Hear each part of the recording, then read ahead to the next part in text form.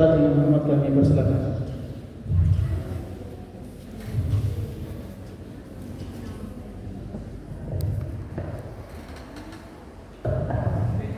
Assalamualaikum warahmatullahi wabarakatuh.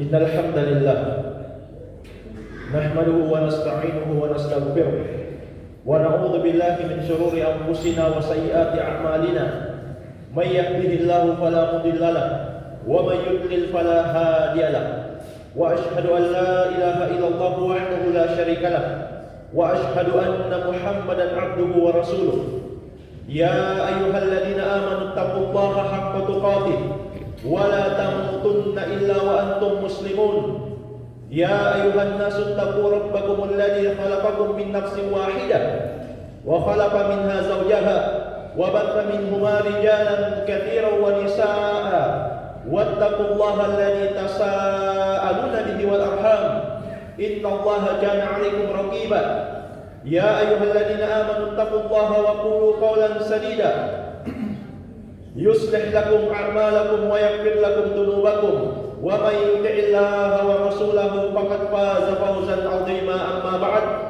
Kaum muslimin, jamaah salat Jumat yang saya cintai dan saya muliakan, rahimani wa rahimakumullah. Semoga Allah Subhanahu wa taala senantiasa mencurahkan rahmatnya kepada kita sekalian. Demikian pula salam dan salawat kita kirimkan kepada teladan kita, panutan kita, Nabiullah Muhammad sallallahu alaihi wasallam. Dan Allah Subhanahu wa taala telah menyebutkan tujuan diciptakannya jin dan manusia. Allah Subhanahu wa taala menyebutkan tujuan kita diciptakan. Wa ma khalaqtul jinna wal insa illa liya'budun. Dan tidaklah aku menciptakan jin dan manusia kecuali untuk beribadah kepadaku. Jadi tujuan kita, tujuan utama kita berada di muka bumi ini sebagaimana yang Allah kabarkan, untuk beribadah kepadanya. Kemudian Allah Subhanahu wa taala menegaskan, ma uridu minhum min rizqin, ma uridu minhum min rizqin, wa ma uridu an yut'imun. Saya tidak ingin rezeki dari mereka. Dan juga Allah Subhanahu wa taala mengatakan, saya juga tidak ingin supaya mereka memberikan saya makan.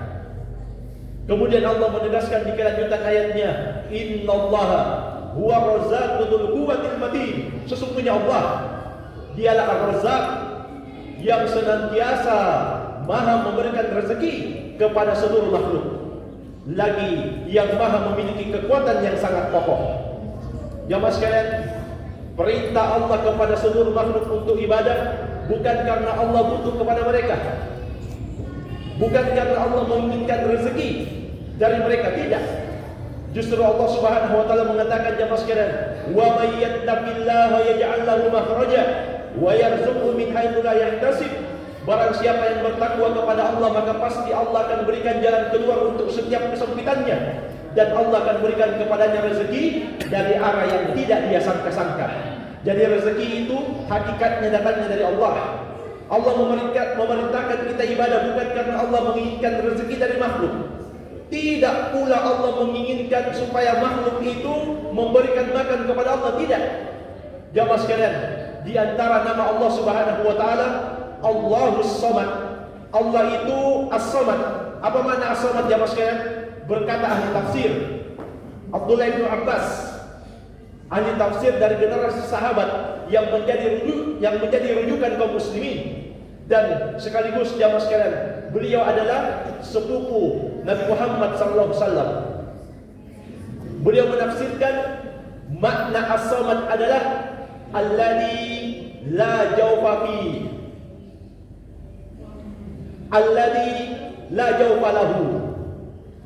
As-Samad maknanya adalah zat yang tidak memiliki celah, yang tidak memiliki rongga. Artinya Allah tidak butuh dengan makan dan minum. Yang butuh makan dan minum itu adalah makhluk. Makanya di ayat yang lain Allah Subhanahu wa taala mensifatkan Nabi Isa dan ibunya, kana ya'kulan ta'am. Nabi Isa dan ibunya itu memakan makanan. Kenapa Allah sifatkan seperti itu, jamaah sekalian? Sebab banyak manusia yang menuhankan Nabi Isa dan ibunya bersama Allah Subhanahu wa taala. Maka Allah menjelaskan, keduanya ini makan makanan, dia juga butuh untuk makan, maka tidak pantas dipertuhankan bersama Allah Subhanahu wa taala. Adapun Allah, Allahus Samad, alladzi la jawfa lahu, yang tidak ada celah, yang tidak ada rongga, yang tidak butuh makan dan minum. Yang butuh makan dan minum hanyalah makhluk. Karena itu jamaah sekalian, inilah tujuan kita dicipta, ibadah kepada Allah yang satu saja. Semua selain itu cuma sampingan, cuma sambilan.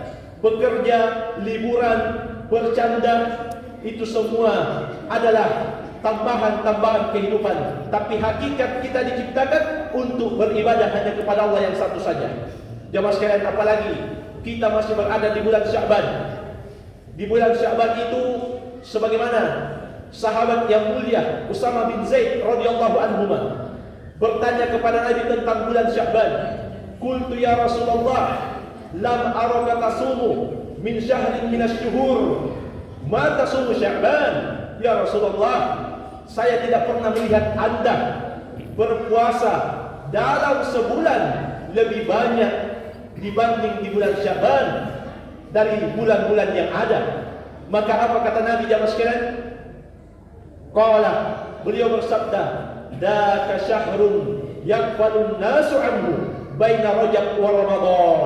Bulan Sya'ban itu yang sekarang kita berada di dalamnya adalah bulan yang manusia banyak melupakannya, lalai dia.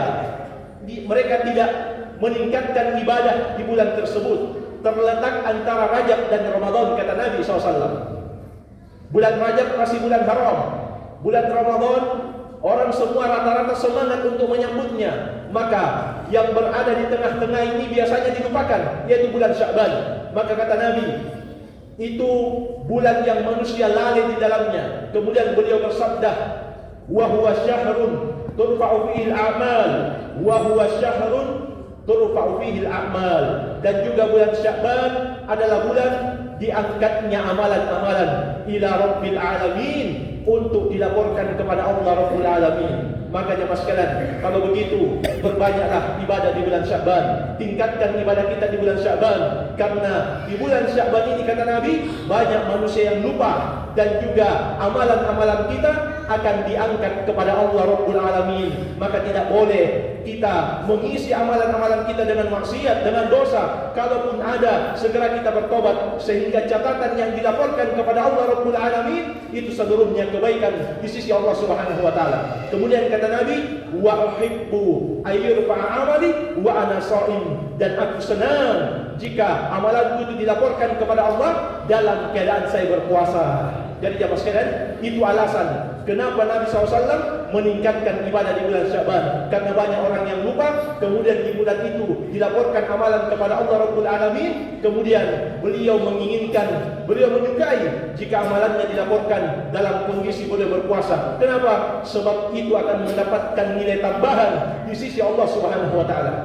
Dan juga berkata Al-Habib Ibnu Rajab rahimahullah, wa fihi dalilun, di dalam hadis ini terdapat dalil ala istihbab amarati awqati ghaflatin nas bitta'ah, untuk memperbanyak, meningkatkan, menghidupkan waktu-waktu yang manusia banyak lalai di dalamnya dengan kita tingkatkan ibadah kepada Allah Subhanahu wa taala. Kenapa jemaah sekalian? Wa anna dzalika mahbubun lillahi azza wa jalla. Karena meningkatkan ibadah di tengah manusia lupa adalah perbuatan yang Allah Subhanahu wa taala cintai, yang Allah Subhanahu wa taala ridhoi, yang tentunya mendapatkan nilai khusus di sisi Allah Subhanahu wa taala.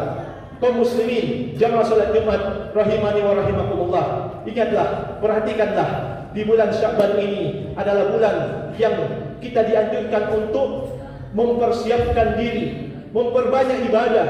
Di antara hikmah kita bersiap-siap di bulan Sya'ban, kata Al-Habib Ibnu Rajab, wa anna siyamahu katamrin ala siyami Ramadan. Berpuasa di bulan Sya'ban itu bagaikan latihan untuk bersiap-siap memasuki bulan Ramadan, bulan yang Allah berkahi. Karena itu jemaah sekalian, semoga Allah Subhanahu wa taala memberikan kita semua keistiqomahan, hidayah, taufik untuk meningkatkan ibadah dan berhenti dari semua perbuatan-perbuatan yang Allah Subhanahu wa taala larang, sehingga catatan yang sampai kepada Allah Rabbul Alamin seluruhnya adalah catatan kebaikan. Barakallahu li wa lakum fil Qur'anil Karim wa nafa'ni wa iyyakum bima fihi minal ayati wa dzikril hakim wa taqabbalallahu minni wa minkum tilawatahu innahu huwas samiul alim.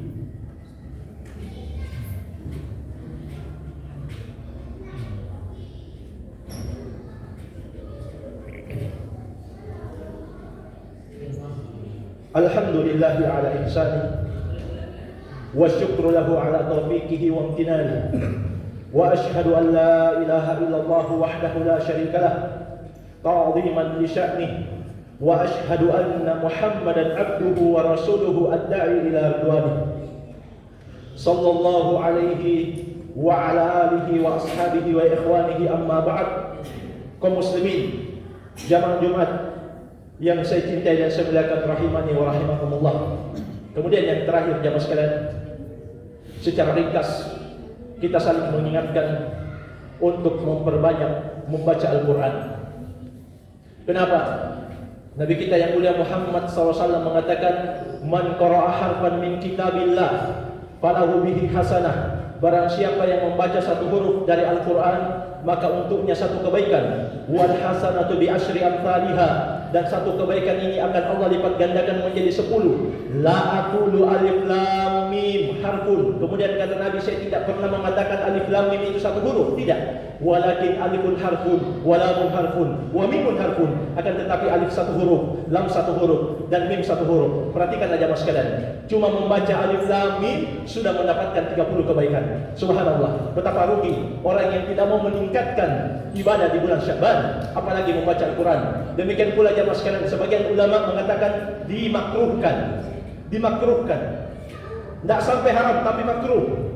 Orang yang 40 hari belum tamat-tamat Al-Quran, padahal dia tidak punya kesibukan yang mendesak. Kenapa? Berdasarkan hadis, sahabat yang mulia Abdullah bin Amr bertanya kepada Nabi, berapa lama Al-Quran itu dikhatamkan? Apa kata Nabi? Fi arba'ina yauman, 40 hari maksimal. Beliau juga mengatakan fi syahrin, bisa juga 1 bulan. Beliau juga mengatakan fi isrin, bisa juga 20 hari. Beliau juga mengatakan fi khamsa asyarata, 15 hari bisa juga. Beliau juga mengatakan fi ashrin, bisa juga 10 hari. Kemudian beliau juga mengatakan fi sab'in, bisa 1 pekan, bisa juga 7 hari. Lam yanzil min sab'in, dan Nabi tidak sebutkan lagi kurang dari 7 hari. Kenapa jemaah sekalian? Sebab kita diperintahkan untuk membaca Al-Quran sambil kita menghayati, sambil kita memperhatikan bagaimana penyebutan huruf-huruf itu. Karena itu Allah Subhanahu wa taala berfirman, "Afala yatadabbaruna al-Qur'an am ala qulubin aqfaluha?"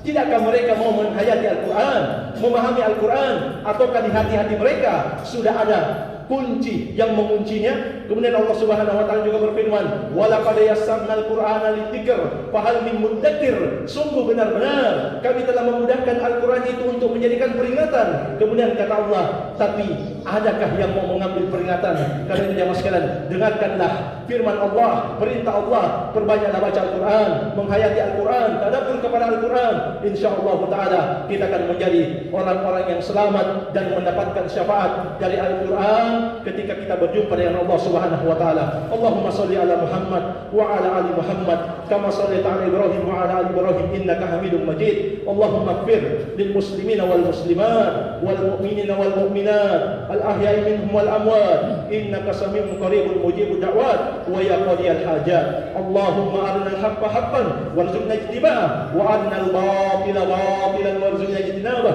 Allahumma a'izz al-islam wal muslimin wa adil asy-syirka wal musyrikin wa dammir a'da' ad-din. Allahumma ja'al hadzal balada Indonesia baladan aminan mutma'innan rafa'an wa sa'ir biladil muslimin. Allahumma ansur ikhwanana al-muslimin wal mujahidin fi kulli makan, fi Sumatra, fi Aceh, fi Yaman, fi Suriah wa fi kulli bilad. Allahumma rabbana zalamna anfusana wa illam taghfir lana wa tarhamna lanakunanna minal khasirin. Rabbana atina fid dunya hasanah wa fil akhirati hasanah wa qina adzabannar. Sallallahu ala nabiyyina Muhammadin wa ala alihi wa sahbihi wa sallam wa akhiru da'wana alhamdulillahi rabbil alamin.